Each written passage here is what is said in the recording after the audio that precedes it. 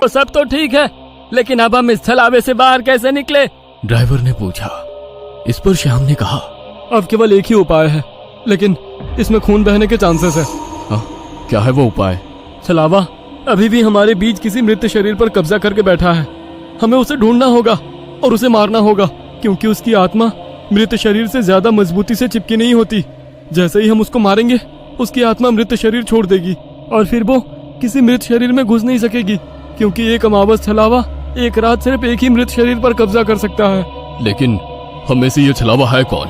वो पीछे सोए हुए स्टूडेंट के शरीर में नहीं है, क्योंकि वो होश में नहीं है। वो हम पांचों में से एक है।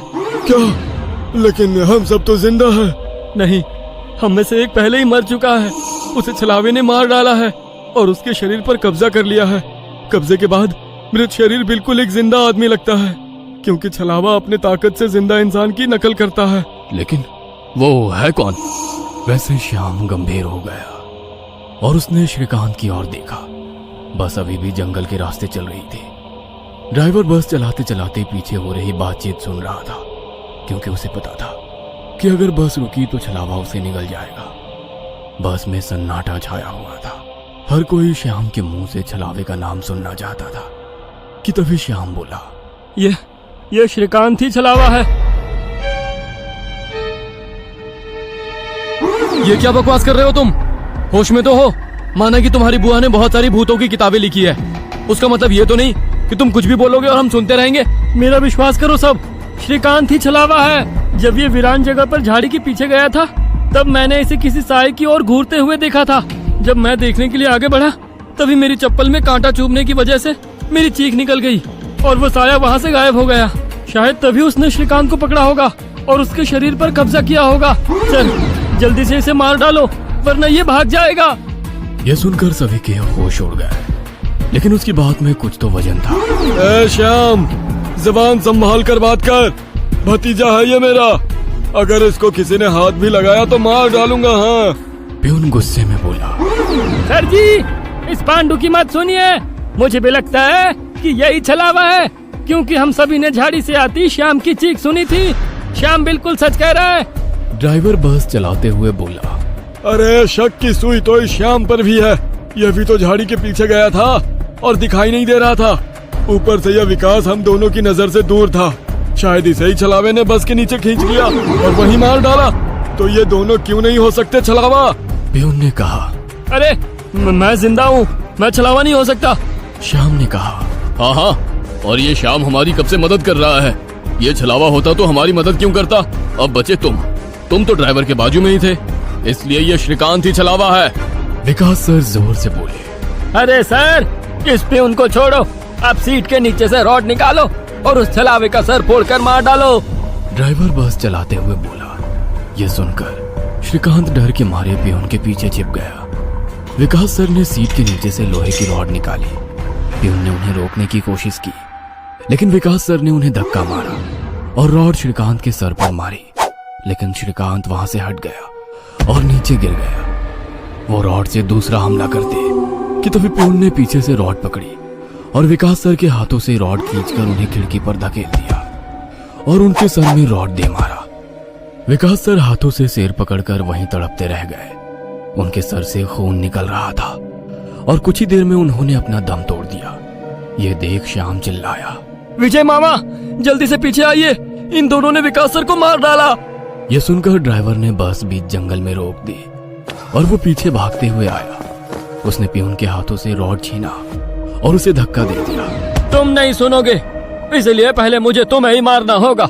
ड्राइवर गुस्से में प्यून से बोला और वो प्यून के सर पर रॉड से हमला करता कि इससे पहले ही प्यून ने कांच का नुकीला टुकड़ा तोड़कर ड्राइवर के पेट में घोंप दिया। ड्राइवर जोर से चिल्लाया और नीचे गिर गया कि तभी बस के बाहर से भीड़ की आवाज सुनाई देने लगी। रास्ते के बीचों बीच बस लगाई है इन्होंने। कोई तेजी से चलती गाड़ी इस बस से टकराई तो क्या होगा? बाहर निकालो इन लोगों को और सजा दो इन्हें, सजा दो। बस के बाहर से आवाज आई और बस पे पथराव होने लगा। प्यून आगे की तरफ भागते हुए गया तो देखा कि 5-6 लोग बस पर पथराव कर रहे हैं। लोग गुस्से से चिल्लाने लगे, बाहर निकलो बुज़दिलो, अंदर क्यों छुप कर बैठे हो? अरे क्या हुआ भाइयों, आप ऐसा क्यों कह रहे हो? प्यून चीख चीख कर उनसे पूछ रहा था लेकिन कोई भी उसकी तरफ ध्यान नहीं दे रहा था। तभी श्याम श्रीकांत से बोला, ये लोग सिर्फ छलावा है। हम जंगल में रुके हुए हैं, इसलिए हम मुसीबत में पड़ चुके हैं। विकास सर और ड्राइवर दोनों मर चुके हैं, फिर भी हम छलावे से बाहर नहीं निकले। इसका मतलब छलावा अभी भी हमारे बीच में है और वो छलावा तुम्हारा मामा है। यह सुनकर श्रीकांत की आंखें फटी की फटी रह गई। नहीं नहीं, ऐसा नहीं हो सकता। अरे ऐसा ही है श्रीकांत। तुमने देखा कि किस तरह से तुम्हारे मामा ने विकास सर और ड्राइवर की जान ली। वो उन्हें सिर्फ घायल भी तो कर सकता था, लेकिन नहीं, उसने उनकी जान ली। अब तो अपने मामा प्रेम से बाहर आओ श्रीकांत, और देखो उस आदमी को, वो तुम्हारा मामा नहीं छलावा है। यह सुनकर श्रीकांत सोच में पड़ गया। श्रीकांत, लोग अभी बस के कांच तोड़कर अंदर आ जाएंगे और हमारी जान ले लेंगे। इससे पहले हमें यहाँ से निकलना होगा। मैं बस को यहाँ से निकालता हूँ और तुम इस छलावे को पीछे बुलाकर इस कांच के टुकड़े से घोंप दो। छलावा मर जाएगा और हमारी जान बच जाएगी। श्याम बोला और ड्राइविंग सीट की तरफ निकल पड़ा। लेकिन तुम्हें ड्राइविंग आती है क्या? अरे मेरे मामा की ट्रैवल एजेंसी है, इसलिए मैं बस पहले ही चलाना जानता हूँ, उसने कहा और ड्राइविंग सीट पर जा बैठा। उसने बस चालू की और बस चलाने लगा। पियून पीछे श्रीकांत के पास जा पहुंचा। श्याम बहुत ही मन लगाकर बस को भगा रहा था कि तभी उसे पियून की चीख सुनाई दी।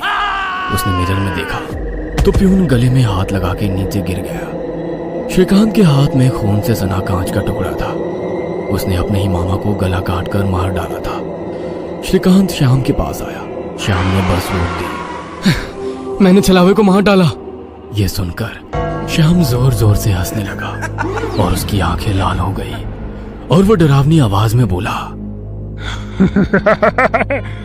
लेकिन छलावा तो मैं हूँ। यह सुनकर श्रीकांत के तो होश उड़ गए। अरे चौंक क्यों रहे हो?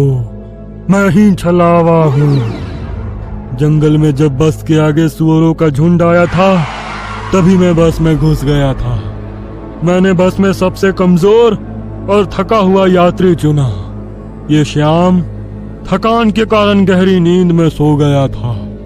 मैंने इसे जगाया और मेरा असली रूप दिखाया। मेरा डरावना रूप देखकर ये उसी वक्त सीने पर हाथ लगाते हुए मर गया। मैंने तुरंत इसके शरीर पर कब्जा कर लिया। तभी मैंने जाना कि पिछली सीट पर बैठा एक लड़का, मतलब कि तू, आधी नींद में था और टॉयलेट जाने के विचार में था, और मैंने अपना खेल शुरू कर दिया। मैंने बस में बैठे सभी को छलावे की कहानी सुनाकर डरा दिया, क्योंकि डर ही मेरा सबसे बड़ा हथियार है। मैंने जानबूझकर तुम सबको गुमराह किया और सुशील सर के गांव ले गया और तुम्हें छलावे में रुकने के लिए मजबूर किया और सुशील सर की जान ली।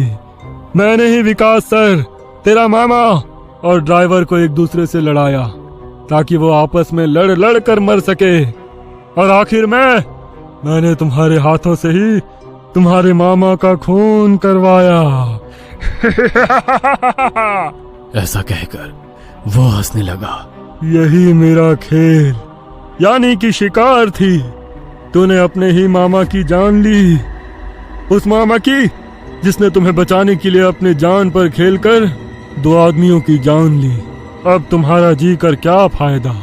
यह सुनकर श्रीकांत की आंखों में आंसू आ गए। उसे अपनी गलती का एहसास हो गया। श्रीकांत, आओ बैठ जाओ इस ड्राइविंग सीट पे और ठोक दो इसे किसी पेड़ पे। ले लो खुद की और इन सभी यात्रियों की जान। छलावा श्रीकांत की आंखों में देखकर बोला। शायद उन लाल आंखों का जादू श्रीकांत पे हो रहा था। वो छलावे की बातों में आ गया था, जैसे सुशील सर आ गए थे और खुद की जान लेने के लिए तैयार हो गए थे। शायद श्रीकांत को अपने किए का पछतावा हो रहा था और वो छलावे की बात मानने वाला था कि तभी श्रीकांत ने अपने आंसू पोंछे और वो जोर से चिल्लाया, मामा! छलावे को पीछे पैरों की आहट सुनाई दी और उसने मुड़कर देखा कि तभी पियून ने लोहे का रॉड छलावे के सर पे दे मारा और उसके सर पर 4-5 बार हमला कर उसका सर कुचल दिया। तुम्हें क्या लगा खेल केवल तुम ही खेल सकते हो? अरे मैंने तो तुम्हें तभी पकड़ लिया था जब तुम विकास सर और ड्राइवर की मौत देखकर मुस्कुरा रहे थे। तुम अपनी खुशी छुपा नहीं पाए। तब मेरे दिमाग में तुम्हारी बातें आई। जानबूझकर तुमने हमें गुमराह करके छलावे में रोका और तुम्हारी वजह से सुशील सर की जान गई। तुमने मुझ पर ही छलावा होने का इल्जाम लगाया। हाँ, और मेरे मामा विकास सर और ड्राइवर के बीच आग लगा दी। और बाद में तुमने मुझे ही मेरे मामा को मारने के लिए कहा।